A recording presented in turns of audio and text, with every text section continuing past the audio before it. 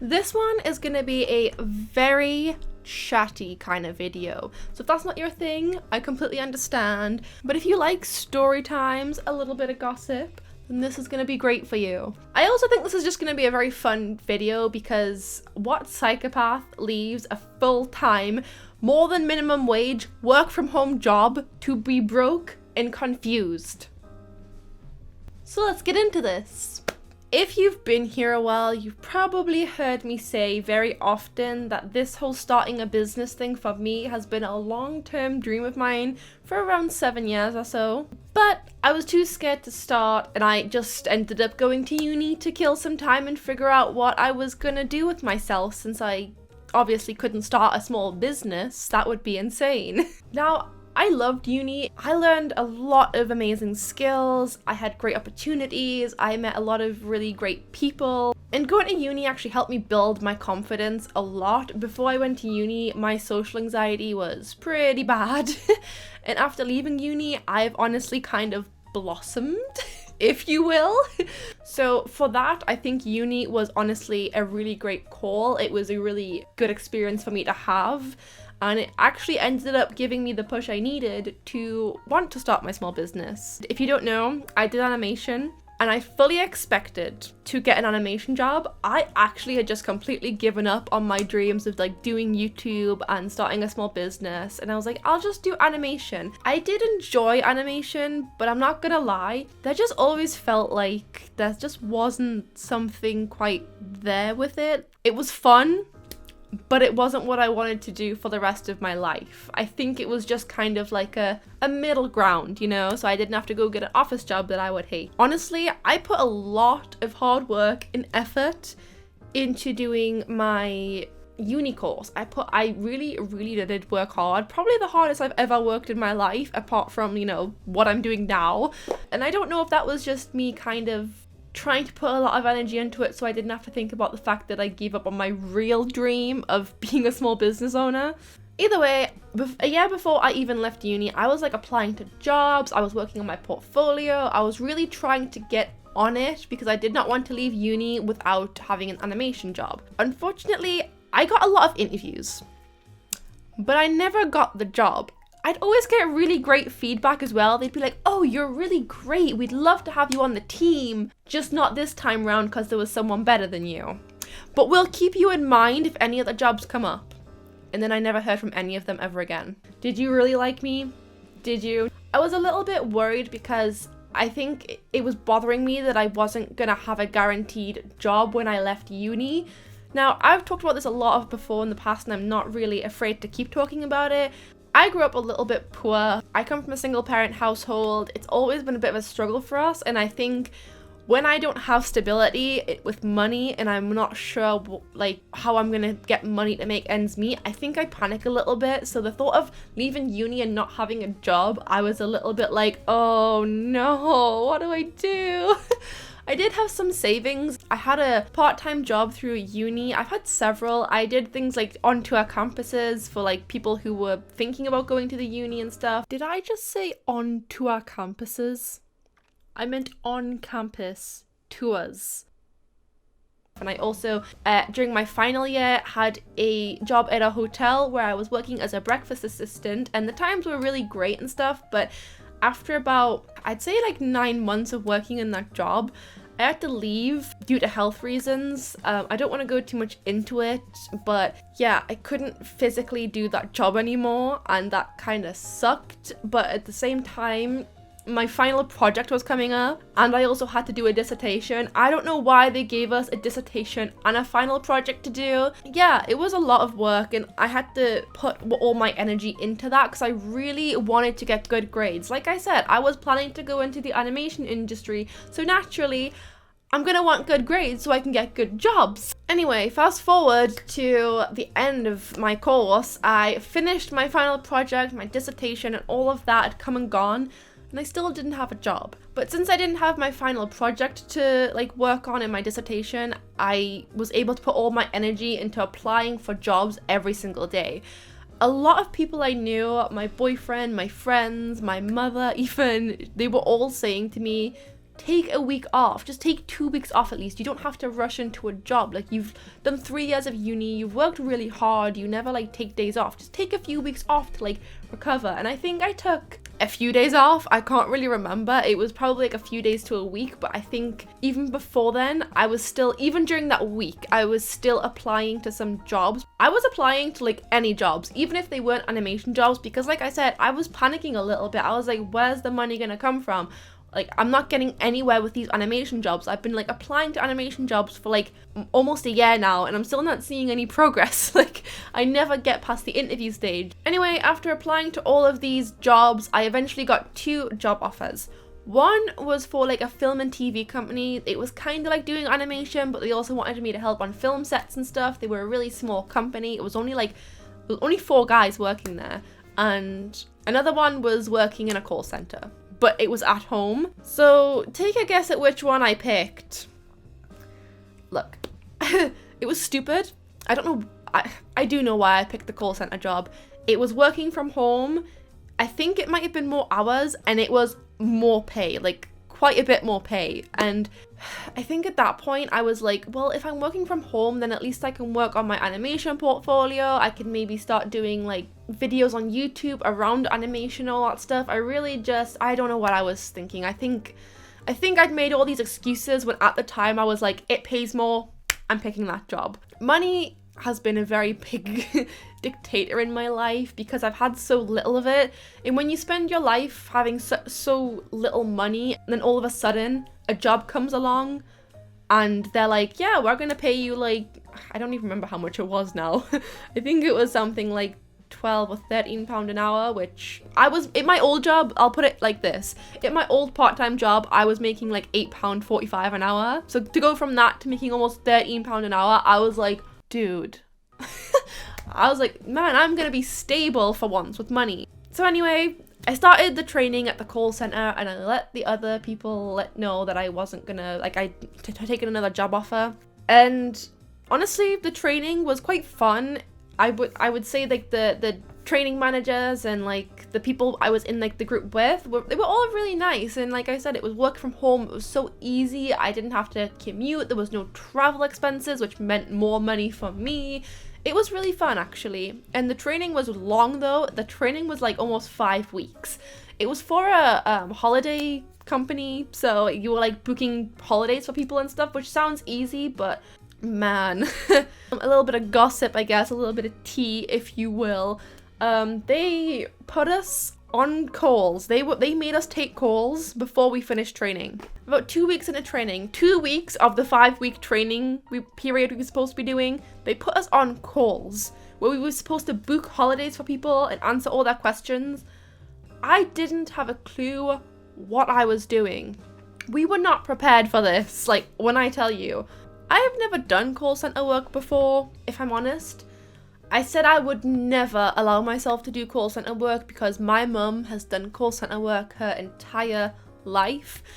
And I've seen how miserable it makes her. She really wanted me to kind of, do something I love, do something I care about, and I really appreciate that. I honestly do appreciate kind of seeing all of that stuff, like seeing how hard it was for her, seeing, like, knowing how little money we had. I think that's a big indicator. It's a big reason why I'm so hardworking now and why I'm more interested in doing a job I love than making money, which, yeah, I didn't at that point in my life, like leaving uni. I just wanted...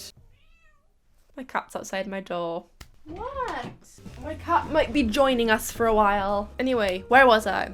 Yes, okay, so apart from that time in my life, like, I was more focused on money, but I really, more than anything now, care about happiness, but I'm getting a little bit ahead of myself. So, they put us on calls, and honestly, I didn't feel too prepared for it, but they were like, we're here, if you have any questions, just let us know, we'll help you out, just give us a message. It was all work from home, so we'd have to like message them about like anything we didn't understand. If a customer was asking about like, a question and we didn't understand it, we just messaged them, and I thought, that seems pretty easy, like I don't think it's gonna be too hard. I don't like thinking back on it, but every single call that I took that day, I got screamed at by every single person.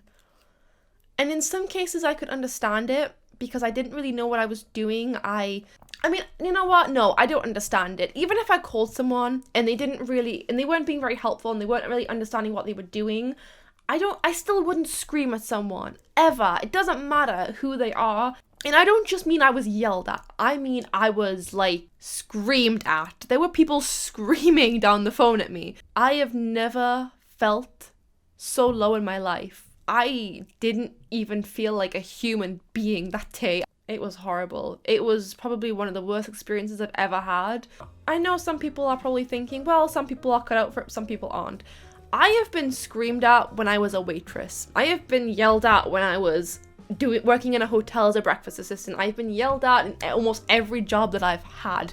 But this was like a big slap in the face to me, because I think when I was yelled at when I was doing those part-time jobs, it was kind of like I could kind of use the excuse that it was just a part-time job. I wasn't going to do it forever, you know? But I think it hit me so hard because I was like, this is what I've chosen for my full-time job. I have to do this like 5 to 6 days a week for like 8, 9, 10 hours a day. I just think that it hit me so much because it was like, is this really what I'm gonna spend the rest of my life doing? But I remember because I was working from home, it was so hard. Like, I'd ask questions and no one would reply, and it's like, what am I supposed to do? It was horrible.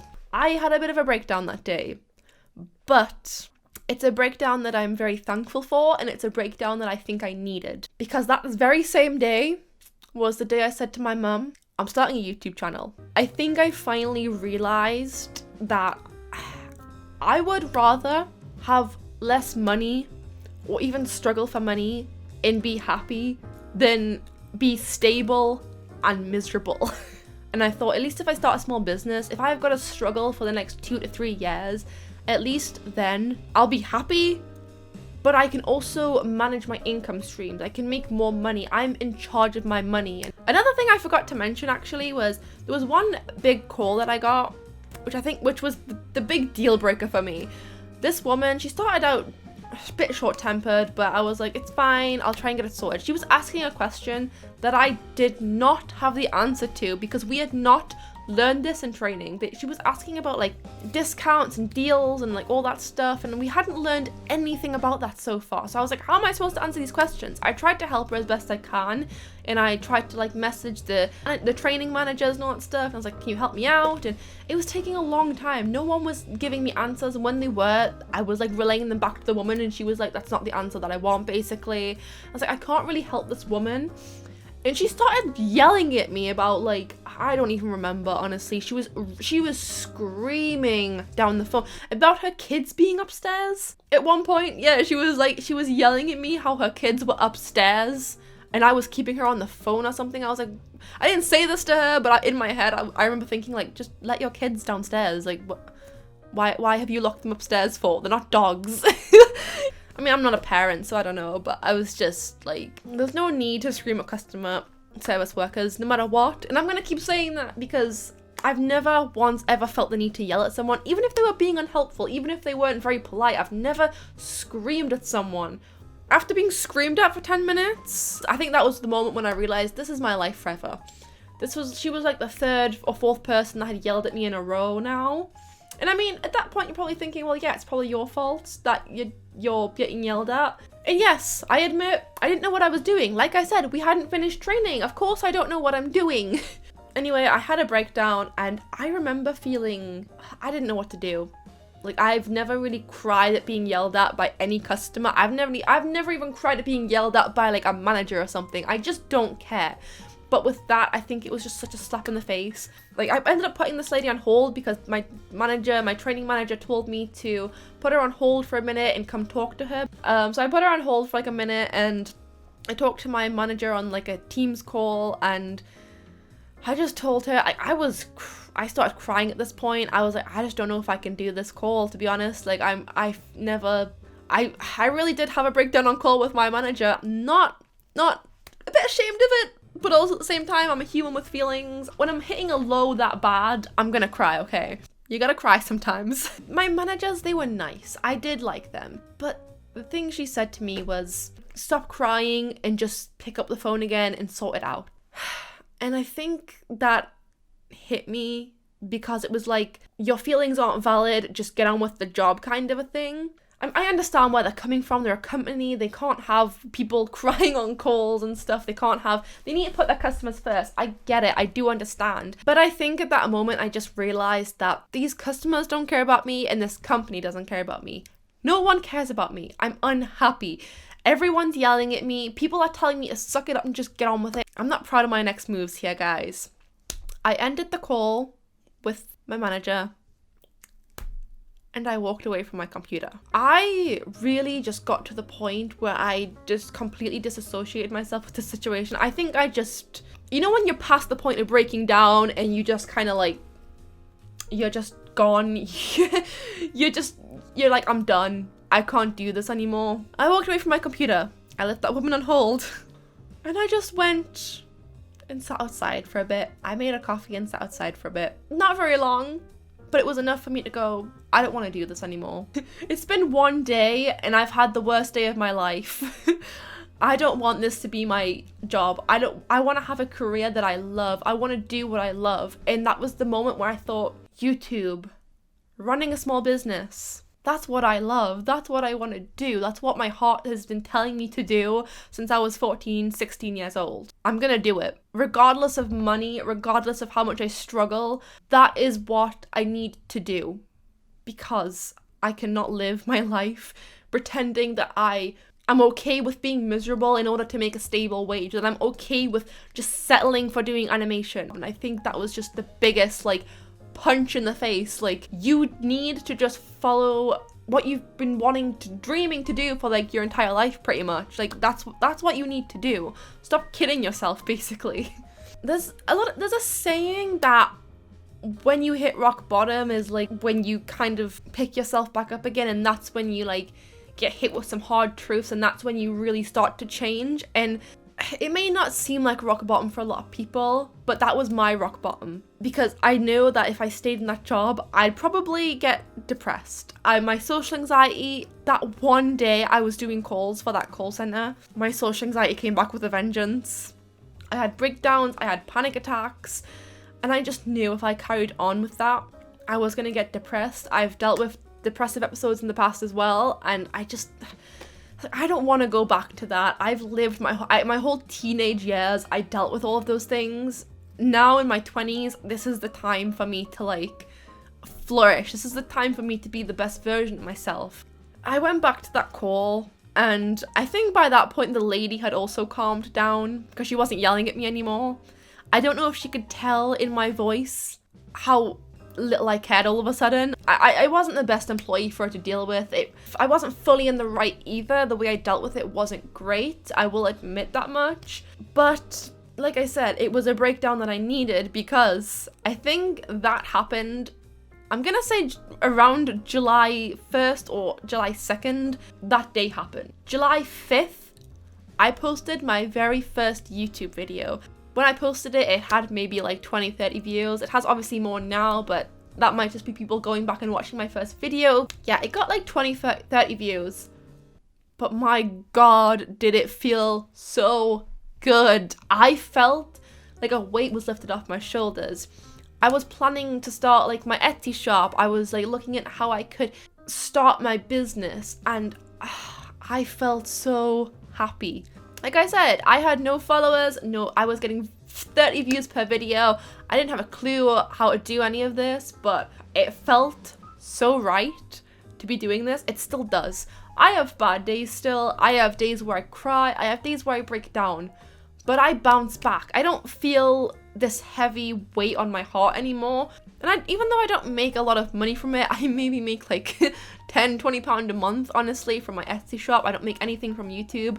I am so happy with what I do. That breakdown helped me to realize that happiness and doing what I love is so much more important than just having a stable income. I don't regret what I did at all. I don't regret leaving my full-time job. I didn't even tell you guys. The very next day, the day that I took those calls and got yelled at, the next day I quit.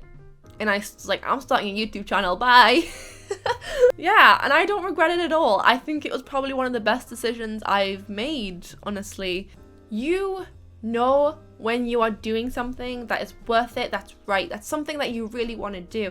With YouTube and my small business, I can safely and honestly say, I have no doubts about this. I have no doubts whether it takes 2, 3, 4, 5 years, this will work out. This is what I want to do with the rest of my life. Right now, I'm focusing on making a better life for myself, and I just want you guys to know, whether you're in a job that you hate or you're unsure about the future, that just do what you love to do. Things will work out. You will find a way to make things work out. I heard a quote, and I don't know, it was from Instagram. I don't know who said it. I don't know where it came from.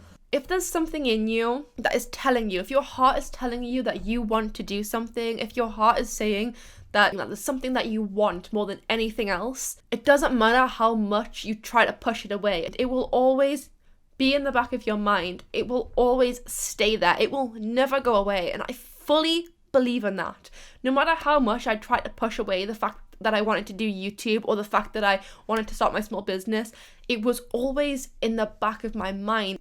If you are in the same position and you are unsure about starting a small business, you don't think you're ready, you are trying to ignore it by getting a different job, or you're in a job that's making you miserable, trust me when I say that you can't ignore what you are meant to do in life. The best thing that you can do for yourself is to embrace that. I am so certain about what I'm doing. I am so in love with what I'm doing that I know if I do this for the rest of my life, I will be happy. I have no regrets about anything that I've done so far. Quitting my full-time, stable, work-at-home job was the best thing that I did for myself. If you're interested in knowing more about how I set up my small business, then you can click on this video right here where I talk about how I started my Etsy shop.